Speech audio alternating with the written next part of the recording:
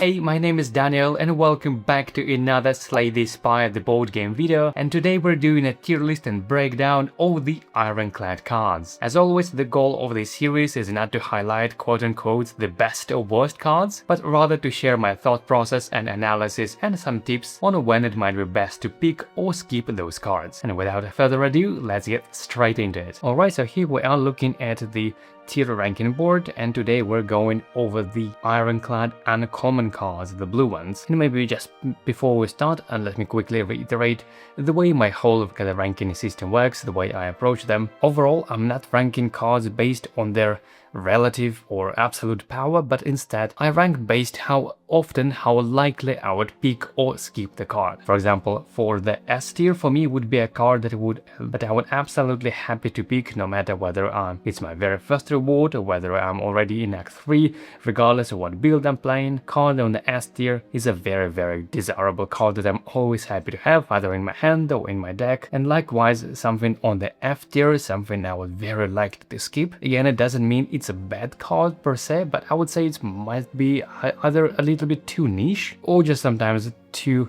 hard to justify a space in the deck, maybe something that requires, maybe a little bit too finicky, and naturally everything else fits in between. So as always, let's go alphabetically, starting with Battle Trance.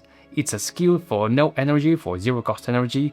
Draw 3 cards. You can't draw additional cards this turn, and if you upgrade it, you can draw 4 cards instead. Now, drawing more cards or draw effects in general are very high on my ranking list, because the more cards you have in your hand, the more options you have, the more potential consistency you have from turn to turn, and this Battle Trance allows you to draw up to 4 cards for 0 energy. Yeah, that is honestly amazing.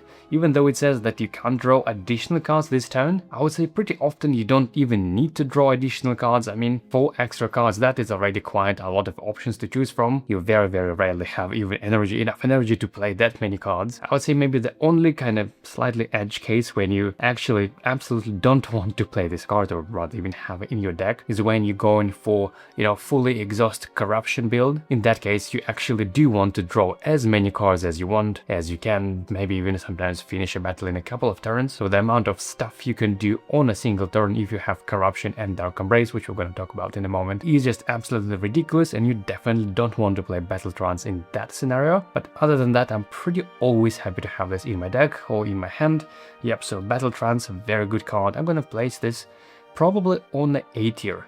It's very close to S. The only reason I'm not placing it on the S tier is because, as I said, there is still a case where I would totally avoid this card, but other than that, yeah, it's a very nice card. Now, moving on, we have Blood for Blood. It's an attack for 3 energy, which costs 1 if you lost HP this combat and you deal 4 damage, and if you upgrade it, it costs 0 energy instead of 1.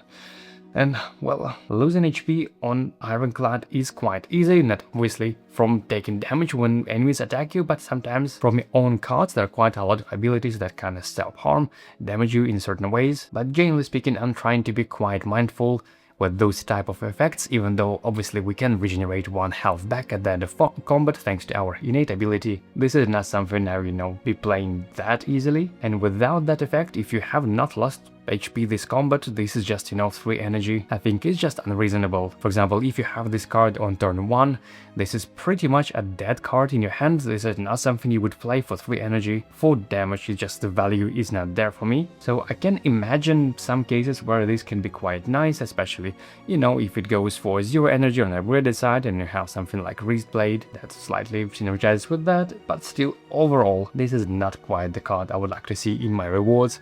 So this would probably be either an C or maybe even F tier, I would say, as I'm just trying to think what other cards that I would potentially choose over this one, or rather, if I frame it a bit differently, is there any card where I would prefer to pick Blood for Blood instead of those other cards? Probably not. I don't think I would pick it over anything, frankly, so that would be an F tier for me. Now, moving on, next we have Burning Pact. It's a skill for 1 energy, exhaust 1 card in your hand and then draw 2 cards. And if you upgrade it, then you could draw 3 cards. Now, as I said just a moment ago, I rank drawing effects quite high in my system, so another card that can draw more cards, yes please. And exhausting a card, I would say in general, mostly for beginner players, this effect is just a little bit scary, like how I'm losing a card until the end of turn, until the end of battle.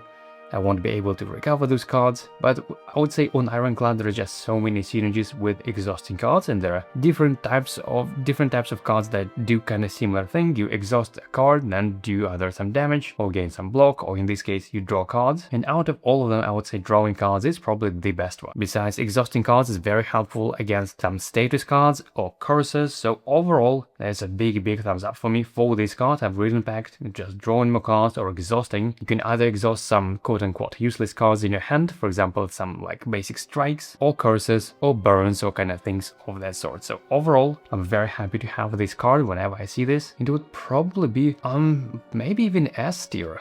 Just let me think, is there any reason why I would prefer not to have this card? And honestly, I don't think I have any. Yeah, I'm honestly very happy to have this card pretty much anytime. So overall, big thumbs up for Burden Pact, definitely an S tier. Moving on, next we have Carnage. It's an attack card for 2 energy, ethereal, deal 4 damage, and if you upgrade it, it's gonna deal 6 damage instead. Now, generally speaking, I'm not too huge fan of ethereal cards, and just in case you don't know, ethereal means basically if you not play this card this turn, then it will be exhausted and you won't have access to this card.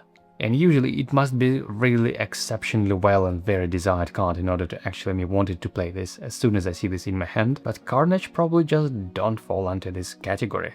It's not something like you would instantly want to play, it's 4 damage is pretty nice, but for 2 energy, I think there are just frankly better cards of either dealing damage or doing anything else frankly, so this is not the card I would want to see in my deck very often, even though it can be quite helpful if very early in the game, especially since we already have Bash in our deck, and this is potentially a quite nice card to double with the Bash with the vulnerable, so it's potentially 8 damage. That can be quite helpful, especially against some early elites, but other than that, it's probably not something I would actively seek.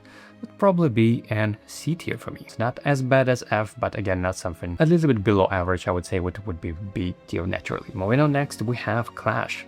It's an attack for 0 cost with a caveat that this card can only be played if every card in your hand is an attack card and it deals 3 damage. And if you upgrade it, it can deal 4 damage instead. Now, the fact that this card can only be played if every other card in your hand is an attack card is a condition, and this one is a quite challenging one. Sometimes, oftentimes you do want to have some cards in your hand that can either block some damage or draw more cards, for example like Burden Pact or Battle Trance, things of that sort, or some powers. Quite a lot actually of power of Ironclad is relying on powers, so having that condition that no other than attack cards in your hand, it's sometimes tricky to get. Probably the only case where this would be an absolute must pick if you're going for, again, exhaust corruption build where you're exhausting every skill, and just naturally happens that oftentimes all you have in your hand left is just attack cards, and in this case that could be an amazing card, but other than that I would approach this with caution, because you definitely don't want to have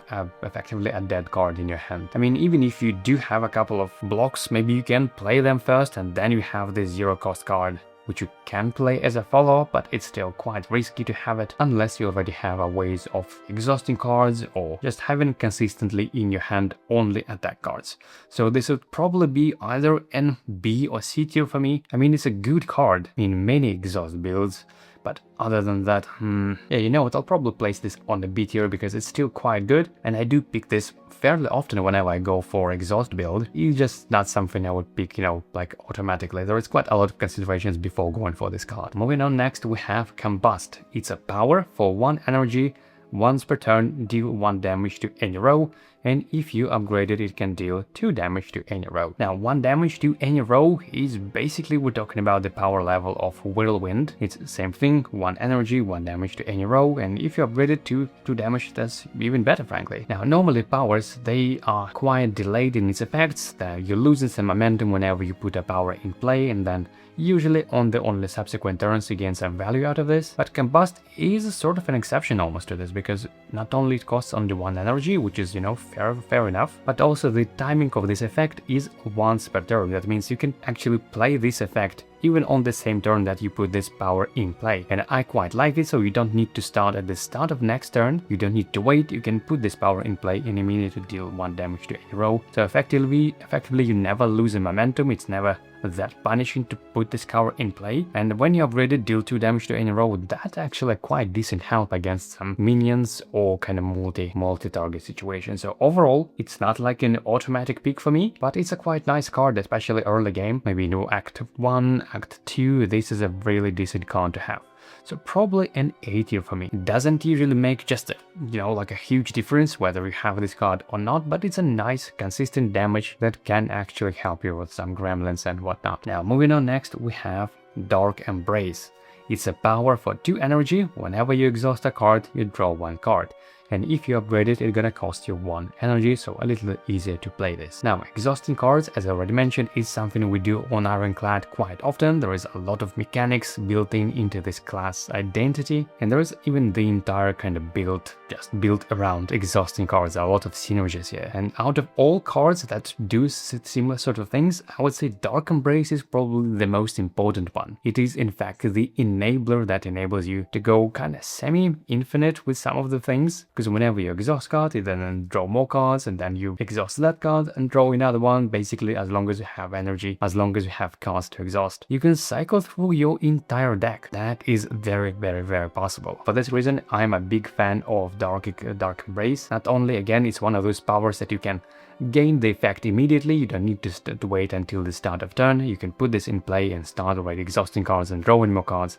So overall, it's a fantastic effect, and it's such an enabler for very important build. So for all in all, this is definitely be an S tier. Even if I'm not going for a full on this exhaust corruption build, I still have at least a couple of exhaust cards usually in my hands for something like Burning Pact, for example, and that is already quite enough reason for me to pick this card. But of course it goes beyond that it enables you so much more. Moving on, next we have a Disarm.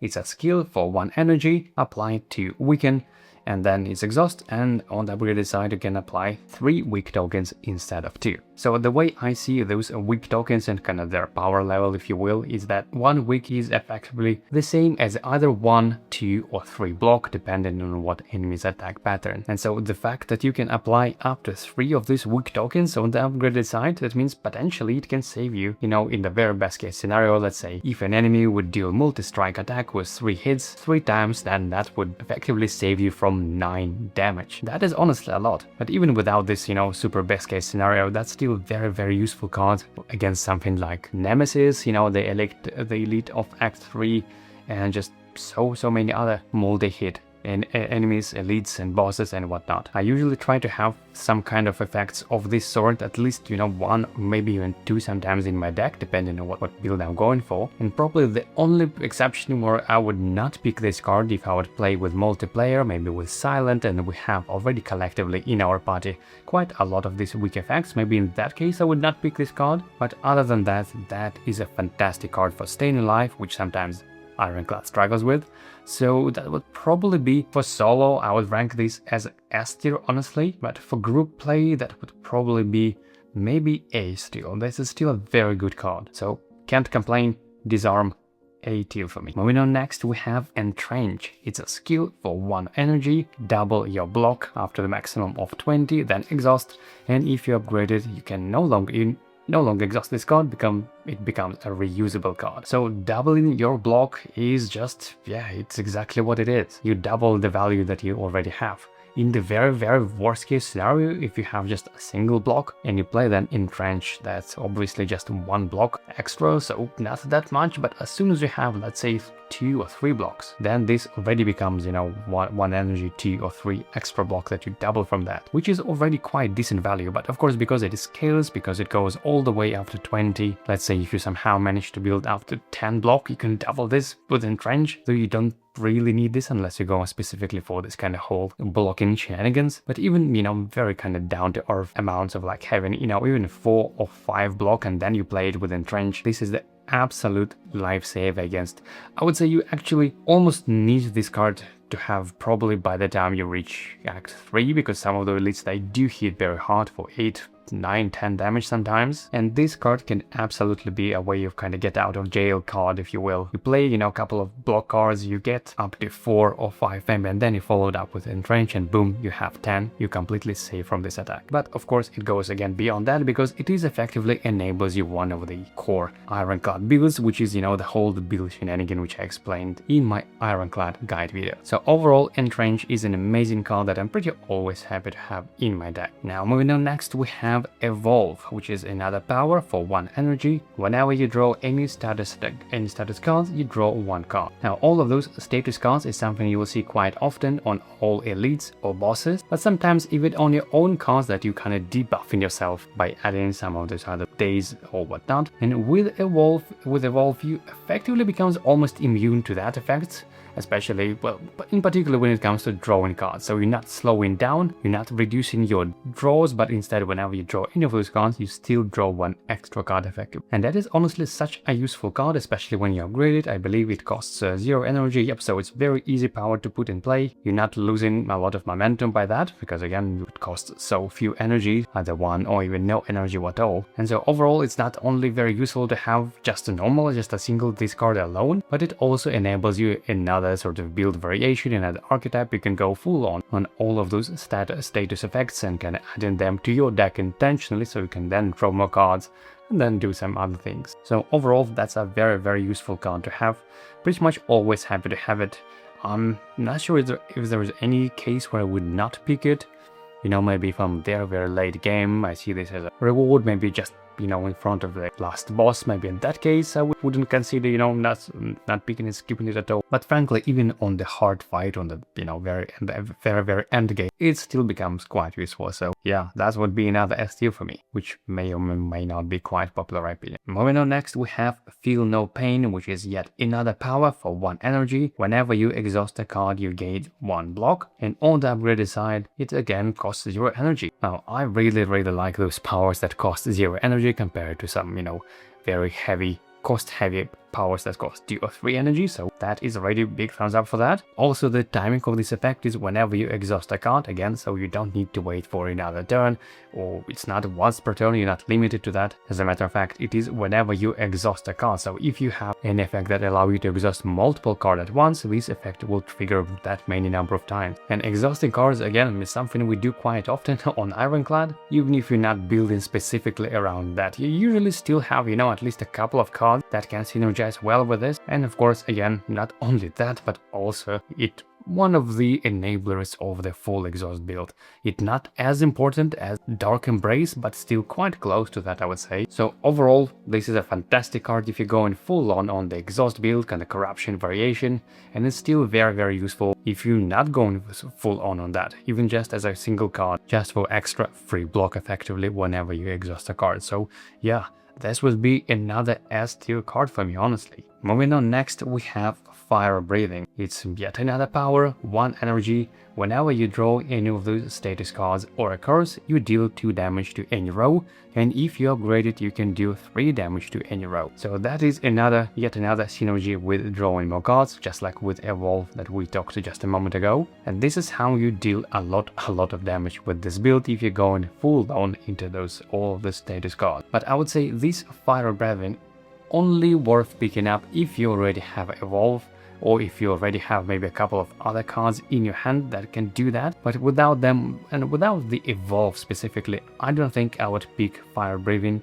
to be honest. It can be almost like a, relatively dead card in your hand. It's not fully dead, of course. You sometimes still draw naturally all these curses and statuses, but dealing 2 damage to any row, if you're not fully optimizing for that, it's still not as good as drawing more cards whenever you do this. I mean, ideally you do want to have both of these cards, but sometimes you have a choice if you don't have neither of them. And whenever you see this Fire Breathing, for example, would you instantly pick this? And for me, the answer is no. It is a very good card. It's a, on the power level wise, it might be an S tier, but because I'm ranking not based on the power, based on how frequent I pick them, based on some conditions, this is not something I would immediately pick unless I already have Evolve in my deck.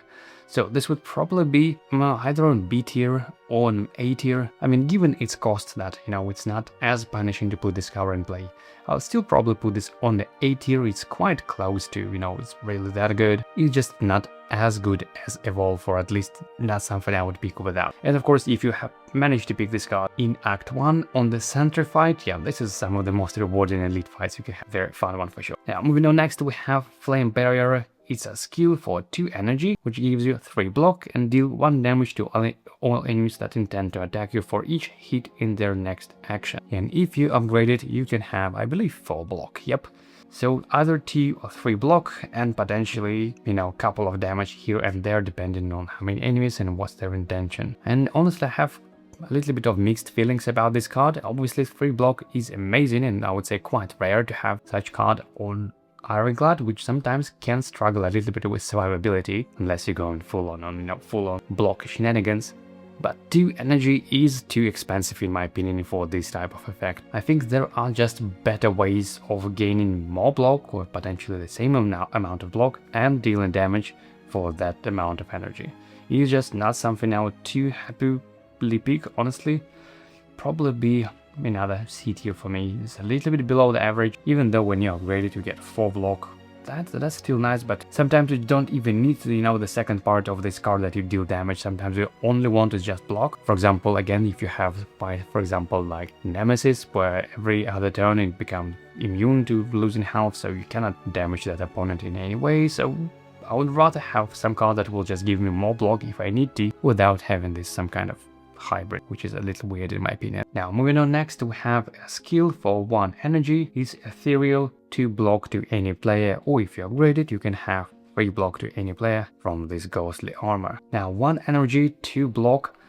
It's just, I think this power level of this card is something below average in my opinion. It's basically the same as upgraded defense, which obviously the benefit of you gain that much block without upgrade, but still, I think there are just way better ways of getting more block if you need to, so this is not one of those cards I would pick unless I really struggle with defense. Or maybe if I would play with 4 players, then that would, incentivize me to grab a few cards like this one that can affect actually other players. That might be the reason to pick it, but other than that, that would be a C tier for me, not something I would actively seek for sure. Moving on, next we have Headbutt. It's an attack for 1 energy, deal 2 damage, and then put a card from your discard pile on top of your draw pile.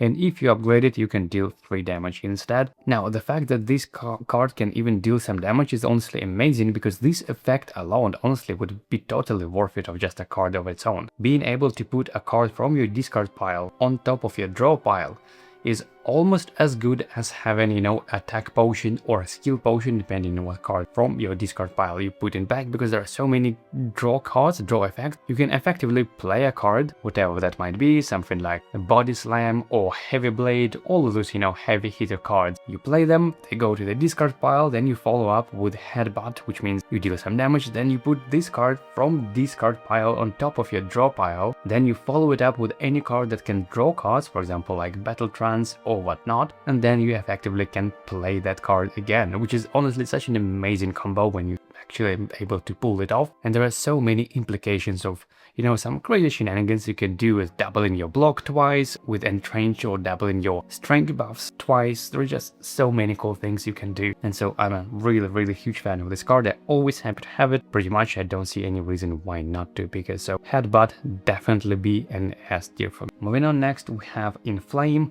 It's a power for 2 energy. When played, gain a strength buff, and if you upgrade it, it costs only 1 energy instead of 2. Now, strength buffs are quite important for Ironclad to scale up its damage. It's one of its kind of core archetypes, I would say, and this damage obviously scales very nicely with Heavy Blade or Twin Strike, so cards of this sort. But other than that, there is not much else to say about this. I mean, it's just 1 strength buff, which is pretty nice. I mean, someone like Silent would be absolutely happy to have a power like that. But I would say on Ironclad is kind of okay. It's, good, decent card, but not something too overly excited. So for me, that would be a definition of a B tier. It's kind of okay, I'm not mad when I see this card, but I'm not overly excited either. Just a good, reliable 1 strength. Yeah, why not? Sometimes, especially if I'm going on this build, yeah. Okay, moving on, next we have Metallicize. It's a power for 1 energy, end of turn, gain 1 block. and if you upgrade it, it costs 0 energy instead of 1, so it's a nice cheap power once again. And because the timing of this effect is at the end of turn, it's effectively you can gain the value of this card even on the same turn that you put it in play, and because it costs, you know, from 1 energy all the way down to 0 energy, I think it's a very safe card to play. Overall, it's not something I'm too overly excited, but it's a 1 block every turn. This is not too bad, honestly, especially in the early game. I will say though that the kind of effectiveness of this card starts to fall short a little bit towards the late game, where, you know, 1 block doesn't make a big difference. I mean, you either taking, you know, 10 damage and you're losing the game, or you somehow manage to get that many block. And I find that quite rarely 1 block makes too much of a difference in kind of those very late game scenarios, but other than that, it's still quite nice way of saving a little bit of health here and there and potentially activating some combos whenever you gain a block effect. So overall, good card, particularly in the early game, but not maybe too good towards the late game. So still I'll give it an on the A tier. I think it's still alright given its cost, especially if you manage to have it upgraded for just 0 energy. And obviously the longer the fight goes, the more value you get. So potentially, you know, you can get all the way up to 6, 8, whatever number of rounds the battle will go. That many block you will get actually for free, which is, you know, not that bad. It's kind of like a free 1 block every turn, so can't complain. Moving on, next we have Perfected Strike, which is an attack for 2 energy. It deals 3 damage plus 1 damage for each other card in your hand containing strike in the name. And if you upgrade it, it can deal plus 2 damage for each other card in your hand containing strike. Now, important note is that whenever you see, like here on this card, it says plus 1 damage, it means this part does not scale with your strength buffs, which is, you know, a little bit of shame, because this card potentially could scale really nicely, but because it's not a hit, it's just plus 1 damage, I find that it scales really slowly and not as good as some other cards. Besides, the main factor is that you need to have strikes in your hand, or other cards containing strike in their name, and obviously most of them are your basic strikes. Not all of them, there are some other good cards that contain the word strike, but most of them are just basic strikes, which honestly you would rather remove from your deck rather than keeping. So I find this synergy just a little bit weird, almost like anti-synergy, in a way that you would likely remove all of your basic strikes, but this card then wants you to have these strikes. I don't know. I mean, it can work sometimes, you know, you can deal maybe 10 damage if you're quite lucky, if you have a couple of those strike cards in your hand at the moment, but no, not a big fan of this card.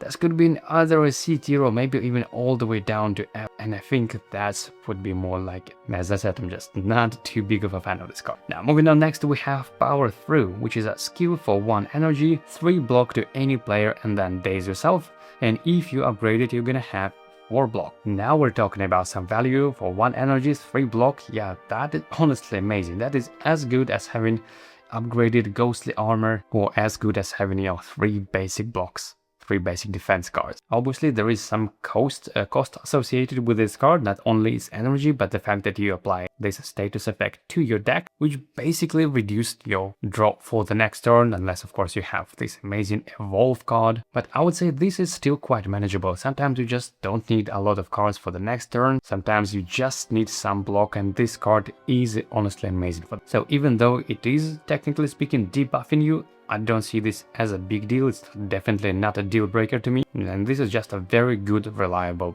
block. So yeah, I'm pretty much always happy to have it. Even more so, obviously, if I'm going for a status build. For example, if I have Fire Braving, if I have Evolve, in that case, that would be an absolute S tier card. But even without them, that honestly would likely be an A for me. I'm ranking this really high. There isn't that many 1 cost 3 block cards on Ironclad, so yeah, Power Through, that's a really decent card. Now moving on, next we have Rage, another skill for 1 energy, gain 1 block for each attack in your hand, and if you upgrade it, it costs 0 energy, which is honestly amazing. It's one of the cheapest, if not the cheapest block card we have, and you gain 1 block for each attack in your hand. So in worst case, you know, it could be at least 0, you know, it could be at least 1, and all the way potentially up to 5 blocks, again depending on the number of attack cards in your hand, obviously, but still. I like the fact that this card can almost scale, you know, depending on what cards you have in your hand. And the more draw effects you have, the more you are able to draw and, you know, have potentially all the way up to, you know, 10 plus cards in your hand, the more value potentially you get out of Rage, because that is how potentially more blocks you can have. And this is probably one of the rare cards that can actually make a big difference in the late game fights when you do need to mitigate, those big chunks of damage, like whenever you have 8 or 9 incoming damage. This is the card that oftentimes can make a big difference whether you can survive with that attack or not. And because it's so cheap, especially if you upgrade it, yeah, I'm almost happy to have it. That would be another honestly S tier card for me. I think it is one of the best defensive cards of Ironclad. Moving on, next we have Rampage. It's an attack for 1 energy. It deals X damage, where X is the number of cards in your draw pile.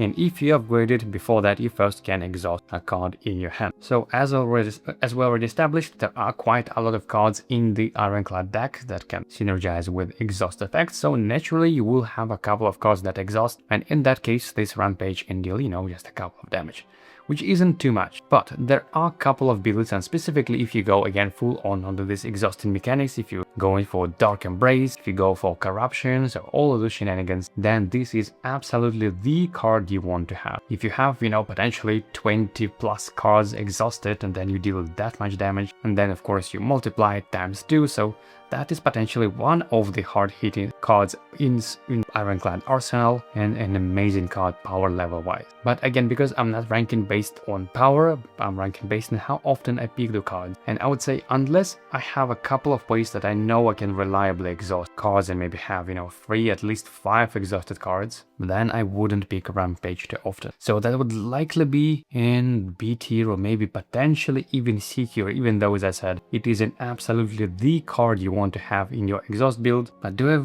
really like picking this? I mean, I do get it sometimes, but there are just too many considerations before going for this card. So maybe that would be in B tier for me, potentially even a C tier. Yeah, you know what? On average, I'll place this on a C tier because I don't think I would go for this card unless I have at least Dark Embrace and maybe Corruption, ideally. So yeah, this is why I'm saying all the time that this ranking is different from ranking purely based on power, because yeah, power wise a lot of cards are great, but can you actually use them? How practical they are? And this is one of the cards that is amazing, well, all the stars aligned, but it's almost like, quite dead card in all other cases, which is why it is C for me. I think that would be a more realistic reflection how often I actually pick this card. Now, moving on, next we have Rupture. It's a skill for 1 energy, you gain strength and then you lose 1 HP, and if you upgrade it, it's same thing but for 0 energy, so it's a free, effectively skill for just 1 HP. I still consider this as part of the cost. Now, losing 1 HP on Ironclad specifically is not nearly as bad as on any other character, simply because of our innate ability that we can recover it back, so it's not that bad. That being said, I still try to approach this with cautious. I don't want to use this skill too often. Maybe once per battle is, realistic maximum. I would actually be kind of freely okay using this card, even though it's obviously not exhaust card, so it's just a normal skill, which means you can reuse it if you want to. But because there is still a cost of losing 1 HP, this is not something I would do all the time. Obviously there are healing potions, there are some other ways of gaining some health back, but I wouldn't rely on them too much. So it's a decent card, gaining 1 strength is not too bad, but I wouldn't want or reuse this card too often, so that would probably be another C tier for me. Even on Ironclad, losing more than 1 health is still somewhat risky. Moving on, next we have a Second Wind. It's a skill for 1 energy, exhaust all non-attack cards in your hand, gain 1 block for each card exhausted this way, and if you upgrade it, then you can have 2 block for each card exhausted this way. So this card is potentially one of the best ways of clearing from all the statuses you have in your deck, namely all the burns cards. Not only you not taking damage by removing those burns from your hand, or the curses for that matter, but you're also gaining some block in the process, which is obviously fantastic. I would say the only consideration that you need to be a little bit cautious with this card, do not almost, accidentally exhaust some cards that you would actually want to play. So the order of the cards you play in whenever we have Second Wind is important, because you cannot kind of cherry pick the cards you want to exhaust in your hand. You need to actually exhaust all non-attack cards in your hand, which would be all powers, all skills, and naturally all status cards and all curses as well, which is probably the main point of this skill. But just be mindful not overly exhaust and lose all of your other cards. I must say that I really like this card, but probably towards the late game, where I'm a little bit more okay with just exhausting more cards, or whenever I know that I have, some more enemies coming up with more status effects, for example, like the Heart boss, the very, very final act for boss. On that occasions, that would be probably be an A tier for me. But would I pick this card, you know, if it would be a very, very early reward in Act 1? Honestly, I'm not so sure. Yeah, I would say probably actually not. If I would see this card as, you know, potentially the first reward in Act 1, I don't think I would pick. So that would probably be a B tier for me. It's a very good card, but something I would probably pick more towards the late game. Now, moving on, next we have Sentinel. It's a skill for 1 energy, gain 2 block, give 2 block to any player. If this card is exhausted, gain 2 energy.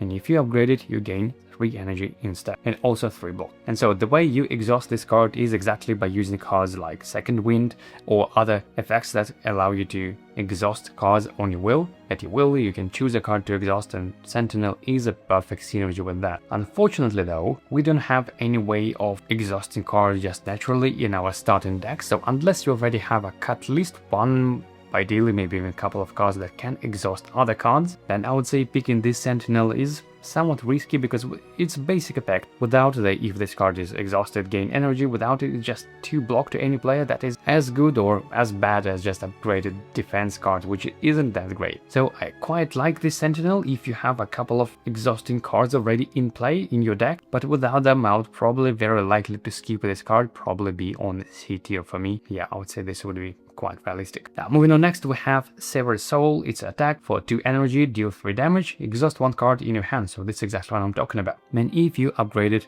then it deals 4 damage and you can exhaust up to 2 cards if you want, to either 1 or 2 cards in your hand. So as I said, we have a couple of the similar exhaust effects. We have cards like Second Wind, and we have Burning Pact, which is an S tier for me, and I always see this Sever Soul as basically a worse version of it, because obviously exhausting a card in your hand, that is the kind of the main effect. The fact that you can deal 3 damages, I almost see this as a like a bonus effect. And if you see this from that lens, then I would say it's just not as a great card. It's not, the value is not quite that. There are better ways of dealing damage, and there are better ways of exhausting cards, because again, with something like Burning Pact, in my opinion. So the fact that this is a 2 energy costing card, this is what makes a big difference for me. Maybe if it would cost 1 energy, then yeah, I would be absolutely happy to take it, but with 2 energies that does make a big difference, and this is just not something I would play too often or pick too often. So that would be another C tier for me, I think. And just a couple of cards left. Next we have Spot Weakness. It's a skill for 1 energy that gives 1 strength to any player if the die is either 1, 2 or 3, so basically 50% chance. And if you upgrade it, there are slightly high chance, there are 4 faces of the die, so that would be just roughly about a 66% chance of doing that. So I would say whenever you play solo, you don't really need this effect too much. I think there are just better ways of gaining more strength without relying on the, the luck of the die too much. So if I would rank this for solo, I would think that it would be either C or potentially even F tier for me. I don't think I would honestly pick this too often, but if I were to play this or rank this with other players, namely Silent or Watcher, this definitely makes a big difference. I mean, the fact you can give this strength to any player, that is honestly makes such a huge difference. And trust me, Silent player would be absolutely happy to have this strength, especially on the Sheath build. That would be an absolutely ridiculous power boost. So that fact you can apply this to any player does make a big difference. But overall, that would still likely be C tier for me. Like overall across the board, if you compare both multiplayer and solo, this is just not something I would actively seek, again with the only exception that I'm playing with either Watcher or Silent in particular. And moving on, next we have Whirlwind. It's an attack for X cost that deals 1 raw damage X times, and if you upgrade this, it can deal X plus 1 times. So just in case you have played the video version of Slay the Spire and you come to the board game from that kind of baggage, that experience, just want to quickly mention the difference that unlike in the video game, here in the board game you can choose how much energy to spend on all of those X costing cards. So let's say if you have 3 energy and you play this Whirlwind, you don't have to kind of burn your entire energy pool. You can choose how much energy to spend, either 1, 2 or 3, and use this card. And if you upgrade it, which deals X plus 1, you can obviously have even more value from this. Now obviously the more energy you have, the better the effect gets. If you have something like boss relics or energy potions or things of that sort that gives you energy either temporarily or every turn, the more value you get after Whirlwind. And yeah, I mean, it's just raw damage, which is very helpful, very usable, and you can choose how much energy to spend. This might feel a little bit underwhelming if you don't have any strength buffs. I mean, even on the upgraded side, let's say you spend 3 energy, so you deal 4 damage to every row for 3 energy, you know, that isn't such a great value. So just based on that alone, I wouldn't rank this too high. But that being said, there are just so many enemies or fights with immediate threats, all these gremlins, you know, elites in Act 2, the gremlin leader, the taskmaster, or all these gangs. You do need to have cards like this to help you with that. So overall, I'm not too huge fan of this card, but it is very helpful nevertheless. And obviously the more strength buffs you have, the better it gets, or the more energy you have. It's kind of another way of scale it. But overall, across the board, it would likely be a B tier for me. And I mean, don't get me wrong, the effect, the power of this level can be very high.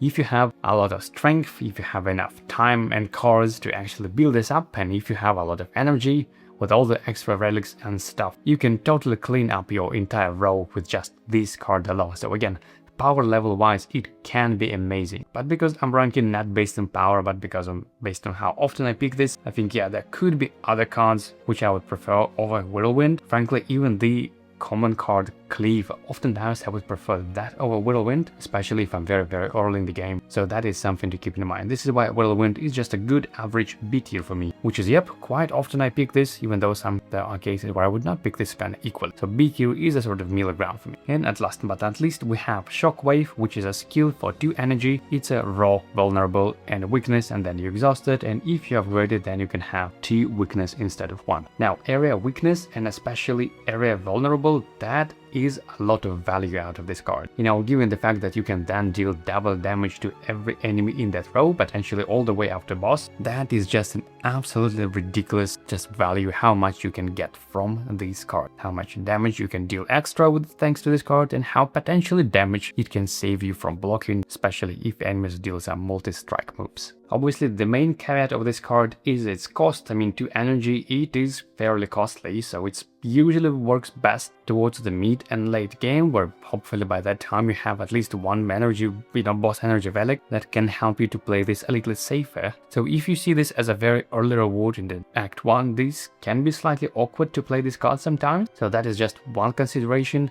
And another consideration, I could skip this card if we're playing, with 4 players potentially, and all other players have already similar effects in their deck. So we're talking about, Terror from Silent, and Vulnerable from Deflect, and Insignation, or whatever the card is called on Watcher. So all of those cards, and plus of course we start with Bash that can apply Vulnerable as well. So if we have abundance of those effects, maybe in that case I would skip it. But other than that, I still pick this quite often. I think the value is just too much to skip, so that would probably be an A tier. It's not as good, it's not an auto pick, because there are some considerations which I just talked about, but it's good enough to be in the A tier for me. And so that is how my entire ranking looks like for Ironclad Uncommon cards. And well, that's a wrap for today's video. I hope you find it helpful, and if you did, please give this video a like, subscribe to the channel for more videos like this, and consider supporting me on Patreon. I would really appreciate this as well. Now, in case you don't know, I have some other Slay the Spire videos already on the channel as well. Things like beginner guides, for example, how to beat all elites, or character specific guides where I go over the general archetypes and builds and synergies, and of course more videos coming up, so stay tuned for that. And well, as always, thank you very much for watching, and I'll see you in the next video.